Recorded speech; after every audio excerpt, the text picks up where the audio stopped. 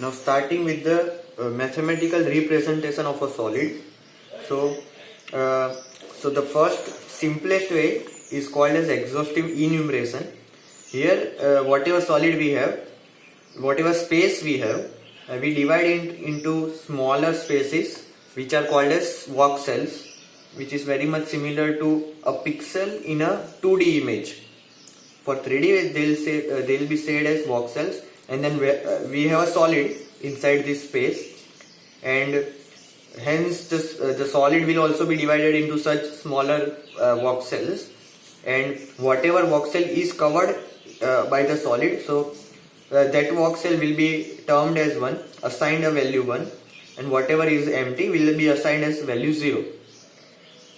So this is very fine and very fine representation, but it's data and memory intensive. So if we have a very complex solid or very large solid, it would be very hard to store a lot of information in that. So, but for computation wise, it's very easy, because the data is stored very much clearly. Like there is a solid, where is the solid? The coordinates of the voxel will give the coordinates of the solid. Whatever property we can assign to the voxel will be the property of the solid. So we can collect back the information very easily. We can assign the information very easily to the voxel. So it's very easy as per the computation view, but it's memory intensive.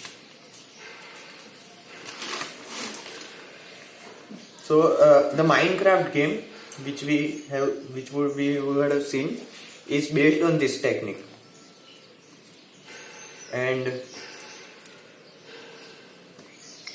so there is one more way we can reduce the memory intensiveness of this method, exhaustive enumeration, by doing decomposition to octaves. So in 3D we say as them octaves, and in 2D we say them as quadrics. So in 2D it's easy to understand. The quadrics would be like on a 2D space we have some image. So until we have some interior of the thing. So please be clear with inside, outside, and on the boundary points. So until we have a interior point inside our space, we divide it into 4 parts. Then we take a part, and if we have some interior point in that part, we again divide it into 4. Then we again take a part. So this small square the rectangle does not have any interior. So we'll skip that. We'll skip all this also. We'll skip this also. Now this part, this 4th part, has an interior point. So we divide it into 4. So we start from here. Then again, this small part does not have any interior, so we skip that. So in this way, the whole rectangle has not been divided into pixels, and the whole rectangle can be stored just by the size of the rectangle and one of the coordinate of the rectangle. So the memory intensiveness will reduce. And that same is that is called as spatial decomposition technique. No.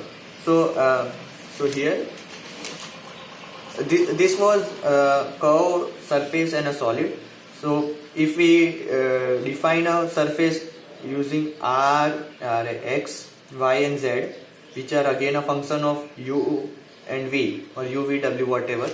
So here we were explicitly defining the x, y, z functions.